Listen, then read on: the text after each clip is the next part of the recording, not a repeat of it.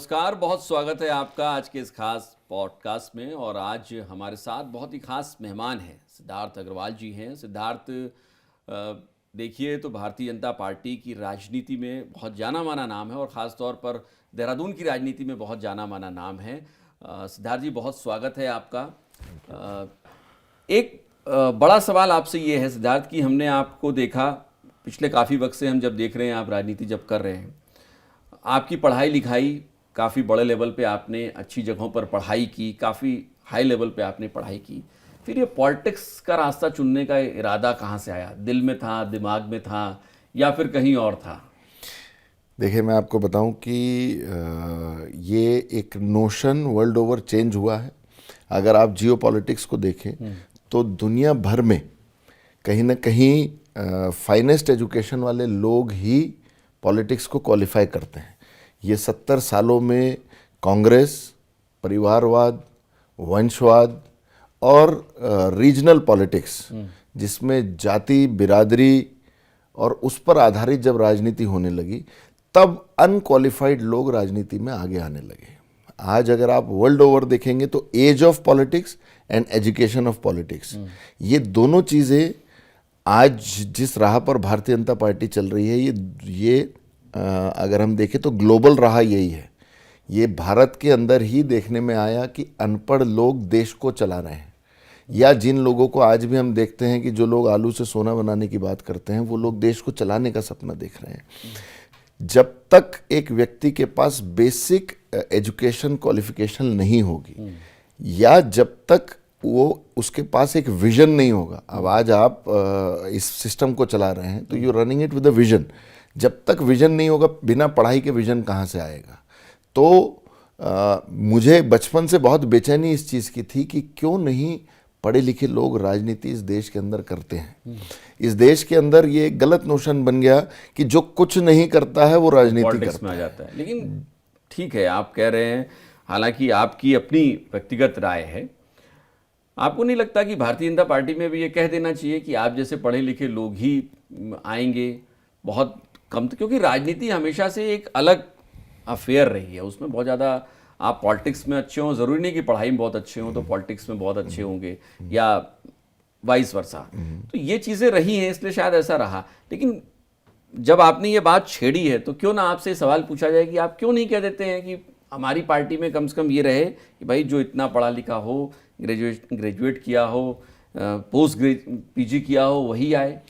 आज अगर आप ऐसा होना चाहिए। भारतीय जनता पार्टी का इतिहास देखें तो शीर्ष नेतृत्व पर कोई भी व्यक्ति ग्रेजुएट से कम नहीं पहुंचा है। आप हमारे अटल बिहारी वाजपेयी जी से लेकर आडवाणी जी से लेकर आज यदि किसी को भी देखें आप, आज हमारे मुख्यमंत्री जी आप देखिए, लखनऊ यूनिवर्सिटी के पढ़े हुए एक युवा व्यक्ति को भारतीय जनता पार्टी ने उत्तराखंड का लगभग, अब तो मुझे ऐसा लगता है कि मोस्ट सक्सेसफुल मुख्यमंत्री वो इस उत्तराखंड के बन गए हैं। और वही विजन है, पढ़े लिखे होने का ही वो कारण है कि जब हम कहते हैं कि पूरे 25 सालों में 45,000 48,000 नौकरियां दी गई और धामी जी ने अकेले 28,000 नौकरियां दी हैं, तो वो पढ़ाई लिखाई की का विजन जो है, वो लोगों को गुमराह ना करने की राजनीति और विकासवाद की जो राजनीति है, वो पढ़े लिखे होने की वजह से ही है। जब आपने धामी सरकार का जिक्र छेड़ दिया है सिद्धार्थ, तो धामी सरकार के कामकाज को आप कैसे देखते हैं? क्योंकि मैं इसलिए भी पूछ रहा हूँ, 1 साल के करीब का वक्त बचा हुआ है जब चुनाव आने हैं, विधानसभा चुनाव आने हैं, और यही सारा जो फीडबैक होगा ना, वही सारा फीडबैक जनता के दिमाग में हो रहा होगा। तो आप भारतीय जनता पार्टी के कार्यकर्ता हैं, बतौर कार्यकर्ता तो आप बताइए ही, लेकिन एक बतौर न्यूट्रल एनालिसिस अगर आप देखते हैं तो इन दोनों पे हम चाहेंगे कि आप बताइए आज ईमानदारी से कि धामी सरकार के कामकाज को आप कहाँ आते हैं। मैं आपसे बहुत सिंपल एक तुलनात्मक आपको एक एनालिसिस बताता हूँ। हर फील्ड में आप उत्तराखंड 2016 में कहाँ खड़ा था और उत्तराखंड 2026 में कहाँ खड़ा है, उत्तराखंड 2021 में कहाँ खड़ा था और उत्तराखंड 2026 में कहाँ खड़ा है, आप कंपेयर कर सकते हैं। आप रोड से स्टार्ट करें तो कभी किसी ने वाकई में सोचा था क्या कि 2.5 घंटे में हम देहरादून आ जाएंगे? कभी किसी ने उत्तराखंड के अंदर सोचा था? मुझे आज भी वो दिन याद है जिस दिन मोदी जी ने ऑल वेदर रोड के प्रोजेक्ट का शिलान्यास परेड ग्राउंड देहरादून से किया था। वो सपना लगता था कि ऑल वेदर रोड उत्तराखंड में बनेगी। आज यदि हम देखें तो हमारे हर सेंटर पर, जहां एक ज़माने में पीएचसी नहीं होती थी, स्वास्थ्य के एंगल पर देखें तो आज हर जगह पर सीएचसी अवेलेबल है। हर जिले के अंदर मेडिकल कॉलेज की कल्पना कहाँ उत्तराखंड के अंदर थी, आप सोचिए। एयरवेज कनेक्टिविटी की अगर मैं बात करूं तो देहरादून एयरपोर्ट पर एक फ़्लाइट आती थी और पूरा दिन भर में 1 या 2-3 फ्लाइट चलती थी। आज आप देखिए कि हम बड़े terminal, international terminal and thousands of passenger travelling all over the country. आप देखिए कितनी जगहों से कनेक्टिविटी डायरेक्ट हो चुकी देहरादून की। आज अगर धामी जी के नेतृत्व में, मैंने आपको बताया 28,000 नौकरियों का जो इतना बड़ा वो बना है। आप ये बताइए कि दो विषय मैं आपसे कहता हूँ। आज तक पूरे देश में उत्तराखंड का नाम इतनी बार कभी सुनने में आता था जितना धामी जी के नेतृत्व में सुनने में आ रहा है। कैसे? आज नीति आयोग के या केंद्र सरकार के लगभग 9 मानक ऐसे हैं जिसमें उत्तराखंड प्रथम स्थान पर है। तो काम हुआ है तभी आ पाया।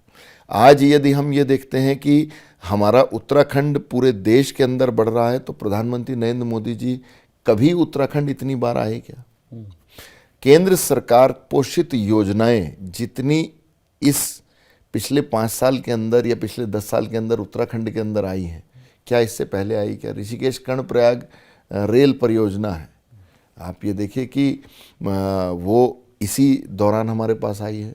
आज विजिबल चीज़ों की अगर मैं बात करूँ तो नकल विरोधी कानून जैसा युवाओं के भविष्य को प्रोटेक्ट करने का कानून यदि कोई लाया है तो वो धामी जी लाए हैं। लेकिन एक सवाल है सिद्धार्थ, आप कह रहे हैं ठीक है बहुत कुछ अच्छा हो रहा है, लेकिन जैसे अंकिता भंडारी का केस हुआ, ये ऐसे सेंटिमेंट्स हैं जिसको लेकर आपकी सरकार पर, मतलब धामी सरकार पर जो सेंटिमेंट्स थे वो लोगों के बड़े हर्ट हुए और अब तक आप उसका इम्पैक्ट देख पा रहे हैं। ठीक है, आपने सीबीआई जांच के आदेश दे दिए हैं, लेकिन उसका इम्पैक्ट आपको लगता है कि ये चीज़ें आपको प्रभावित करती हैं, सरकार को प्रभावित करती हैं? देखिए, मैं इसमें सबसे पहले ये कहना चाहता हूँ कि उस बेटी गई है, मेरी उस परिवार के प्रति सांत्वना है और उस पुण्य आत्मा के प्रति मेरी श्रद्धांजलि है। लेकिन जिस प्रकार से उसका नैरेटिव बनाने का, क्रिएट करने का, गुमराह करने का, कहीं ना कहीं अंधेरे की तरफ धकेलने का, यदि सरकार की मंशा कहीं भी मैलिफाइड होती तो क्या सीबीआई जांच के आदेश होते? पुलिस ने अपनी जांच की, कोर्ट ने अपना वर्जन दिया, सुप्रीम कोर्ट तक मामला गया। सुप्रीम कोर्ट मामला जाने के बाद भी यदि उस मामले पर हम डिससैटिस्फैक्शन शो कर रहे हैं तो उसको भी पूरा करते हुए माननीय मुख्यमंत्री जी ने सीबीआई जांच के आदेश कर दिए। मैं बिल्कुल इस पक्ष में हूं कि यदि कोई दोषी है, यदि किसी अभी भी उन 3 दोषियों को आजीवन कारावास होने के बाद भी यदि कोई अतिरिक्त दोषी बचा है तो उस पर कठोर से कठोर सजा होनी चाहिए। लेकिन इस विषय पर राजनीति बंद होनी चाहिए। एक बेटी गई है, ये हमारी संजीदगी को भी दिखाता है। ये राजनीति का विषय नहीं है, ये विषय हमारी फीलिंग्स का विषय है। मैं आपकी बात से बिल्कुल अग्री करता हूं। लेकिन हमारी सरकार ने, पुलिस ने, प्रशासन ने कहां पर ऐसा कोई काम किया जो कि संजीदगी ना दिखाता हो? सीबीआई जांच के आदेश की मांग किस तरीके से उत्तराखंड के अंदर की गई आपके सामने है। मुख्यमंत्री जी ने बिना कोई अड़ियल रवैया दिखाए हुए उन्होंने कहा यदि हमारा प्रदेश चाहता है, यदि लगता है कि कोई चीज है तो मैं भी चाहता हूं बेटी को न्याय मिलना चाहिए। सीबीआई जांच के आदेश किए उन्होंने। आप नैरेटिव क्या कांग्रेस सेट कर रही है इस पूरे मसले पर? देखिए, आप कह रहे हैं कि कांग्रेस इस मसले पर पॉलिटिक्स कर रही है। उत्तराखंड में चुनाव आने वाला है तो पूरे देश के अंदर एक टूल किट फोर्स चल रहा है ही, सभी को पता है, आप ही को भी पता है।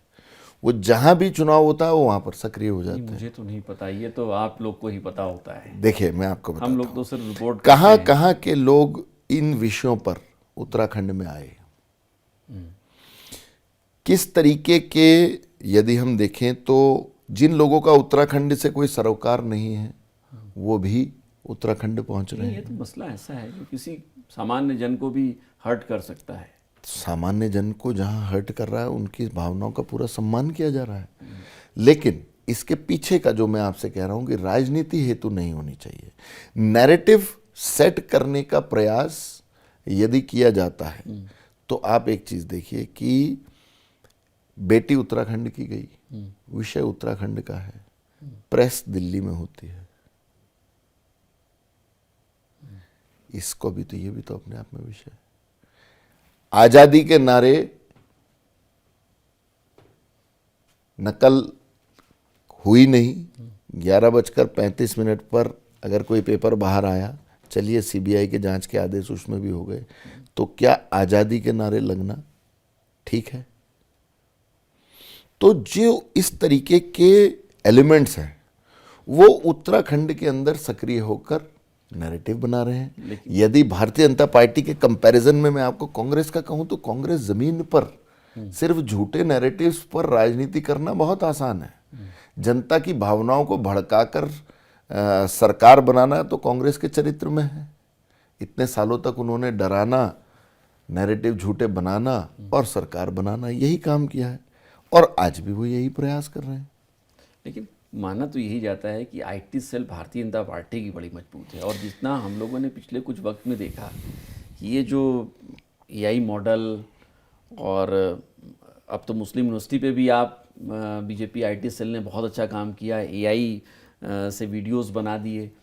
तो बार बार आईटी सेल तो बीजेपी की बहुत ज़्यादा महत्वपूर्ण रहती है, लेकिन टूल किट की बात आप कांग्रेस की कर रहे हैं। अब सब सीख गए हैं। गाड़ी जब मारुति नई नई आई थी तो कुछ ही लोगों के पास होती थी, चंद सालों में हर घर में मारुति कार हो गई थी। तो अगर आप ये कहते हैं तो आज सब पारंगत हैं, सब पारंगत हैं सोशल मीडिया में, सब पारंगत हैं एआई में। अब वो ज़माना नहीं रहा। भारतीय जनता पार्टी का यदि मैं कहूं कि आप पहले कंपेयर करते तो फिर फर्क था, लेकिन अब तो मुझे ऐसा लगता है कि झूठे नैरेटिव सेट करने में और एआई का यूज़ करने में कांग्रेस का आईटी सेल पूरा अपना काम कर रहा है। अच्छा सिद्धार्थ, एक बात हम लोग को बताइए कि लोग भी जानना चाहते हैं, जो दर्शक देख रहे हैं वो भी जानना चाहते होंगे कि जब आप लोग के संगठन की बैठकें होती हैं तो उन संगठन की बैठकों में क्या, किस तरीके से आप लोग को मोटिवेट किया जाता है? क्योंकि बार बार हम लोग देखते हैं कि संगठन की चर्चा भारतीय जनता पार्टी की बहुत होती है। मैं खुद इस बात को मानता हूं कि कांग्रेस जैसे पुराने राजनीतिक दल का भी संगठन कम से कम उत्तराखंड में इतना मजबूत नहीं है जितना भारतीय जनता पार्टी में है। तो इसका राज क्या है? जैसे आपके साथ भी जब बैठकें होती होंगी, आप लोग बैठकों में जाते होंगे, बड़े नेता जैसे जेपी नड्डा जी अभी आए, अमित शाह जी आ रहे हैं, तो इन बैठकों में होता क्या है कि आप लोग को इतना मोटिवेशन मिलता है? क्या घुट्टी क्या पिला रहे हैं? कोई घुट्टी नहीं है, इस घुट्टी को ही ढूंढने में पूरी दुनिया लगी है। संगठन भारतीय जनता पार्टी की रीढ़ है। भारतीय जनता पार्टी के लिए सरकार बनाना या सरकार में आना महज एक राष्ट्र नीति का काम करने का एक माध्यम है। भारतीय जनता पार्टी जो मेन गूढ़ काम करती है वो अपने विचार के लिए काम करती है। भारतीय जनता पार्टी सेवा को अपना धर्म मान के काम करती है। भारतीय जनता पार्टी राष्ट्र की सेवा को राष्ट्र प्रथम, हम संगठन भी द्वितीय स्तर पर रखते हैं और व्यक्ति अंतिम है हमारे लिए। यहीं बाकी सब जगह आप उल्टा देखते होंगे। आज भारतीय जनता पार्टी का संगठन इतनी मजबूती के साथ इसलिए खड़ा है क्योंकि प्रत्येक व्यक्ति प्रशिक्षित है राष्ट्र नीति के लिए, प्रत्येक व्यक्ति प्रतिबद्ध है राष्ट्र सेवा के लिए। आप हमारे बूथ अध्यक्ष से भी मिलेंगे तो वो किसी नेता के लिए काम नहीं करता है, वो अपने विचार के लिए काम करता है। वो भारत को विकसित भारत बनाने के लिए काम करता है। वो भारत को पुनः सोने की चिड़िया बनाने के लिए काम करता है। वो सिर्फ सरकार बनाने की मशीन नहीं है, वो अपने एजेंडे के लिए काम करते हैं, वो अपनी आइडियोलॉजी के लिए काम करते हैं। तो यही संगठन की बैठकों में होता है। भारतीय जनता पार्टी के संगठन की बैठक में कोई भी ऐसा कोई स्ट्रेटेजी तैयार नहीं होती है। भारतीय जनता पार्टी की बैठकों में हम बार बार अपने आइडियोलॉजी को, अपने विचार को, अपने गोल को, अपने टारगेट को, हम लोग किस लिए काम कर रहे हैं, उस बात को हमेशा फ्रंटल रखते हैं और उसी बात को डिस्कस करते हैं, और वही मोटिवेशन है। सरकार आज 10 बार आ जाए तब भी मोटिवेशन वही रहेगा। एक बार के लिए तो सरकार में नहीं आना है। सरकार तो जब तक 2047 में विकसित भारत नहीं हो जाएगा, जब तक भारत विश्व की सबसे बड़ी अर्थव्यवस्था नहीं बन जाएगी। ये कैसे बताया जाता है आप लोगों की 2047 तक आप ही रहेंगे? कैसे तय कर ले रहे हैं आप? नहीं, हम नहीं रहेंगे। हम हो सकता है सत्ता में ना भी रहें, तब भी हम अपने ध्येय के लिए तो काम करते रहेंगे। हम 2 थे तब भी राम मंदिर की बात करते थे। हम 2 थे तब भी हम धारा 340 को 370 को कश्मीर से हटाने की बात करते थे। हम 2 थे तब भी हम ये कहते थे कश्मीर पूरा हमारा है, जहाँ बलिदान हुए मुखर्जी वो कश्मीर हमारा है, और जो कश्मीर हमारा है वो सारा का सारा है। जब 2 थे, आज हम 300 भी हो गए, 300 पार भी हो गए, हम तीसरी बार सरकार में भी आ गए, तब भी आज हम वही नारा लगा रहे हैं। तो आइडियोलॉजी के लिए काम कर रहे हैं हम लोग। कोई सत्ता में रहे या ना रहे, हम सत्ता में नहीं थे तब क्या हम ये बातें नहीं करते थे? या अचानक से सत्ता में आने के बाद बात करने लगे? सीएए आया तो सीएए की बात हम तो कब से करते थे। जितने काम आज मोदी जी के द्वारा किए जा रहे हैं, यदि हम ये बात कहें कि विकसित भारत की बात की जा रही है, तो भारत एक वैभवशाली देश था, ये तो हम ही लोग कब से कह रहे हैं। गुलामी की मानसिकता से भारत को बाहर आना, ये तो हम ही लोग कब से लगातार निरंतरता से इस बात को सत्ता में रहते हुए, सत्ता से बाहर रहते हुए, दोनों जगह बात कर रहे हैं। तो जब व्यक्ति आइडियोलॉजी के लिए काम करता है तो सरकार बहुत छोटी रह जाती है। सिद्धार्थ, आप मोहम्मद दीपक और मुस्लिम यूनिवर्सिटी जैसे मसलों को किस तरीके से देखते हैं? देखिए, जो ये कांग्रेस मोहम्मद दीपक का विषय अलग है और मुस्लिम यूनिवर्सिटी का विषय अलग है। मोहम्मद जो मुस्लिम यूनिवर्सिटी का विषय है वो कांग्रेस की चरित्र को दिखाता है, लेकिन वो रावत तो आज भी चुनौती देते हैं, कोई ले आए मुस्लिम यूनिवर्सिटी। मैंने 70 सालों में कांग्रेस ने जितना काम किया है और 70 सालों में इस उत्तराखंड की और इस देश की डेमोग्राफी को जितना कांग्रेस ने बदला है, 70 सालों में कांग्रेस मुस्लिम अपीजमेंट से कितनी बार सरकार में आई है, ये हरीश रावत जी के बयानों को या हरीश रावत जी के दावों को सही साबित अपने आप बता देता है। अभी परसों आपने देखा कि एक राजभवन घेराव का कार्यक्रम उन्होंने किया, तो पहले तो वो लोक भवन हो चुका है, तो पहले तो उसको राजभवन लिखना ही गलत है। उसमें भी आपने देखा कि कौन से लोग अत्यधिक संख्या में उपस्थित थे। तो मुस्लिम यूनिवर्सिटी कांग्रेस ने कहा नहीं कहा, हरीश रावत जी तो ये भी कहते हैं कि मैंने कभी वो जो स्टिंग है उनका, वो आज तक भी उसको गलत बता रहे हैं। तो मैं उस विषय पर नहीं जा रहा हूं, लेकिन कांग्रेस का चरित्र बिल्कुल हमेशा इस देश को मुस्लिम अपीजमेंट से, मुसलमानों को खुश करके, मुस्लिम समाज का गलत फायदा उठा के और हिंदू धर्म को, हिंदू धर्म के लोगों को दबाने का काम कांग्रेस ने किया। और वो मुस्लिम यूनिवर्सिटी बनती ही उत्तराखंड में। जुम्मे की नमाज की छुट्टी का किसने वो किया? तो कहते हैं हमने ऐसा नहीं किया। अब ये तो कोई कुछ भी कहता रहे, जो सच्चाई है वो किससे छुप नहीं सकती है। आज वो तो अब सब ही तिलक लगा रहे हैं, सब मंदिर जा रहे हैं। अखिलेश यादव जी तक मजबूर हैं मंदिर जाने के लिए। अब ये तो हिंदू जाग रहा है इस देश का, हिंदू एकजुट हो रहा है इस देश का, तो अब सभी को कहना पड़ेगा कि हमने ऐसा नहीं किया, हमने वैसा नहीं किया। अगर कहेंगे तो आज जैसी स्थिति है उससे भी खराब स्थिति में पहुंचेंगे। मतलब आप हरीश रावत तो कह रहे हैं कि अब आप भी मंदिर जाइए। जाना पड़ेगा, जाना पड़ेगा, क्योंकि इस देश के अंदर अब जिस राह पर ये देश चल चुका है, ये हमारा उत्तराखंड चल चुका है, ये देवभूमि उत्तराखंड है, ये वीरों की भूमि उत्तराखंड है। यदि यहाँ मुस्लिम यूनिवर्सिटी खोलने जैसी थॉट भी किसी के अंदर है तो वाकई में उनको बुद्धि शुद्धि करानी चाहिए। आखिरी सवाल आपसे, किसी भी पॉलिटिकल फिगर के लिए बहुत दिमाग दिल में होता है कि आप विधानसभा में बैठें, लोकसभा तक जाएं। जब हम देख रहे थे कुछ दिनों पहले जब नगर निगम के चुनाव हो रहे थे तो आपका नाम भी लिस्ट में था, लेकिन अंत समय में शायद आपका टिकट फाइनल नहीं हुआ। आपकी पार्टी की रीति नीति जो भी रही हो, 2027 के लिए क्या दमखम? 2027 में भारतीय जनता पार्टी बड़े बहुमत के साथ उत्तराखंड के अंदर सरकार बनाने वाली है। देहरादून जिले के अंदर और सिद्धार्थ अग्रवाल कहाँ से विधायक बन रहे हैं? ये सिद्धार्थ अग्रवाल तय करने वाला कोई नहीं है। सिद्धार्थ अग्रवाल अपनी भारतीय जनता पार्टी की सरकार को बनाने के लिए, क्योंकि मैं सिद्धार्थ आपको रोक रहा हूँ, क्योंकि मैं इसलिए पूछ रहा हूँ क्योंकि आपके पिता भी भारतीय जनता पार्टी की राजनीति में बहुत लंबा वक्त, हम लोगों ने खुद उनको देखा है कि उन्होंने बहुत लंबा वक्त बिताया, और आप उसी लीगेसी को फॉलो भी कर रहे हैं, उसी पॉलिटिकल फिगर को भी मुझे लगता है कि आप उनको फॉलो कर रहे हैं। तो ऐसे में आपकी दावेदारी मजबूत भी लगती है। क्या ये माना जाए कि 2027 में बतौर विधानसभा के प्रत्याशी के तौर पर भारतीय जनता पार्टी का चुनाव लड़ रहे हैं? देखिए, जैसा आपने मेरे पिताजी के लिए कहा, तो भारतीय जनता पार्टी में उन्होंने एक बहुत लंबे समय तक काम किया, ये बिल्कुल सही है। भारतीय जनता पार्टी में जिस समय भारतीय जनता पार्टी के चंद मुट्ठी भर कार्यकर्ता देहरादून में होते थे, उस समय से उन्होंने काम किया। पूरे प्रदेश उत्तराखंड के अंदर उन्होंने काम किया, और विषम से विषम परिस्थितियों में जब भारतीय जनता पार्टी थी, तब से लगभग 33-34 साल भारतीय जनता पार्टी के लिए काम करते हुए वे इस दुनिया से चले गए।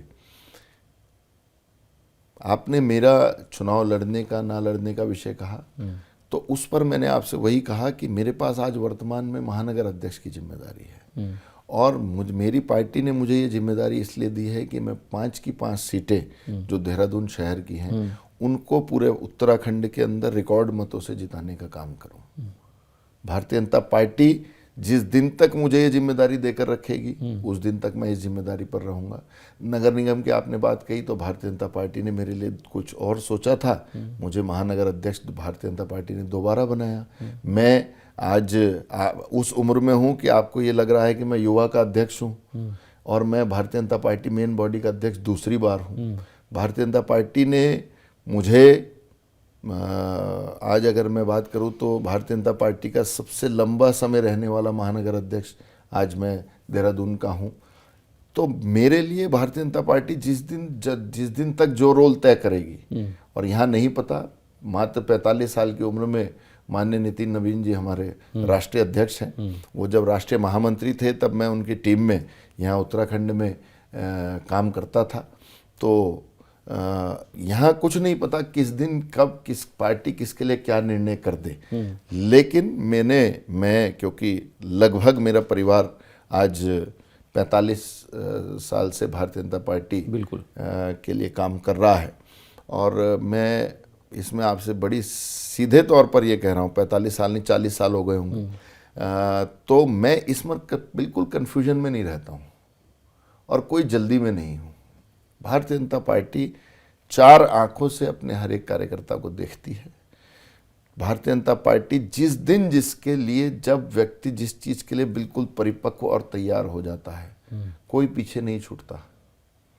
एक पिता, मेरे पिताजी जब गए 30 साल पार्टी के लिए मेहनत करने के बाद वो इस दुनिया से चले गए, तो क्या पार्टी ने तो मुझे आगे बढ़ाया, किसी और ने थोड़ी बढ़ाया। मेरे विचार परिवार ने मुझे आगे बढ़ाया, उनके विश्वास ने मुझे आगे बढ़ाया, तो आगे भी बढ़ जाएंगे, कोई दिक्कत नहीं है, कोई ऐसी जल्दी भी नहीं है।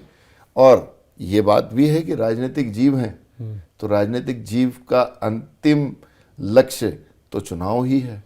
तो चुनाव जिस दिन मेरी पार्टी चाहेगी, उस दिन मैं चुनाव। कोई सीट मन में? कोई सीट मन में ऐसा रखने वाला, क्योंकि मैंने आपसे कहा भारतीय जनता पार्टी में व्यक्ति चुनाव नहीं लड़ता, संगठन चुनाव लड़ता है। व्यक्ति तो पार्टी तय कर देती है और पूरा संगठन उसे मिलकर जिताने का काम करता है। तो मेरी पार्टी मुझे जहाँ जिस जगह से जिस दिन निर्णय कर देगी मैं वहाँ से लड़ने का काम। चलिए, बहुत बहुत शुक्रिया सिद्धार्थ हमारे साथ बैठने के लिए। हमें पता है कि आपकी पार्टी लाइन है और आप शायद उससे बाहर नहीं जा पाएंगे, लेकिन वाकई में चुनावी जीव हैं तो चुनाव ही अंतिम लक्ष्य है, ये आपने अपना इरादा साफ कर दिया है। बहुत शुक्रिया हमारे साथ बैठने के लिए। तो आज हमारे साथ इस पॉडकास्ट में इतना ही। मुझे दीजिए इजाज़त। नमस्कार।